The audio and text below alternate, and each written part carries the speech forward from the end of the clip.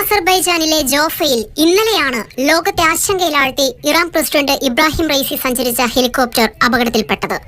Iran Azerbaijan അതിർത്തിയിലെ അറസ് നദിയിൽ നിർമ്മിച്ച അണക്കെട്ട് ഉദ്ഘാടനം ചെയ്ത് മടങ്ങുകയായിരുന്നു ഇബ്രാഹിം റൈസിയും വിദേശകാര്യമന്ത്രി ഹുസൈൻ അമീർ അബ്ദുല്ലാഹിയും ഉൾപ്പെട്ട 9 അംഗ സംഘം.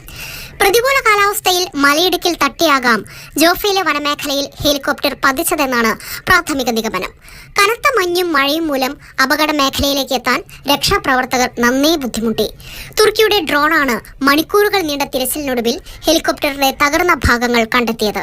ചില മൃതദേഹങ്ങൾ പൂർണ്ണമായും കത്തിക്കഴിഞ്ഞ നിലയിലായിരുന്നു, ചിലത് തിരിച്ചറിയാൻ കഴിയാത്ത വിധത്തിലുമായിരുന്നു. തുടർന്നാണ് ഇറാൻ ദേശീയ മാധ്യമങ്ങൾ പ്രസിഡന്റ് കൊല്ലപ്പെട്ടെന്ന വാർത്ത ആദ്യം സ്ഥിരീകരിച്ചത്. ജുഡീഷ്യറിയുടെ തലവനായിരിക്കെ 2021 ഇബ്രാഹിം റൈസി ഇറാന്റെ പ്രസിഡന്റാകുന്നത്. ഇറാന്റെ പരമോന്നത നേതാവ് ആയത്തുള്ള അലി ഖമേനിയുടെ പിൻഗാമിയായി അവരോധിക്കപ്പെടുമെന്ന് വരെ കരുതിയിരുന്ന കരുത്തുറ്റ നേതാവിനെയാണ് ഹെലികോപ്റ്റർ ദുരന്തത്തിലൂടെ ഇറാന് നഷ്ടപ്പെട്ടത്. വാർത്ത സ്ഥിരീകരിക്കപ്പെട്ടതിന് പിന്നാലെ വൈസ് പ്രസിഡന്റ് മുഹമ്മദ് മുഖ്ബറിന്റെ നേതൃത്വത്തിൽ 3 അംഗ ഭരണസമിതി അധികാരമേറ്റു. ഇറാനിലെ കീഴ്വഴക്കമനുസരിച്ച് അടുത്ത 50 ദിവസത്തിനകം പുതിയ പ്രസിഡന്റിനെ കണ്ടെത്താനുള്ള തിരഞ്ഞെടുപ്പ് നടക്കും.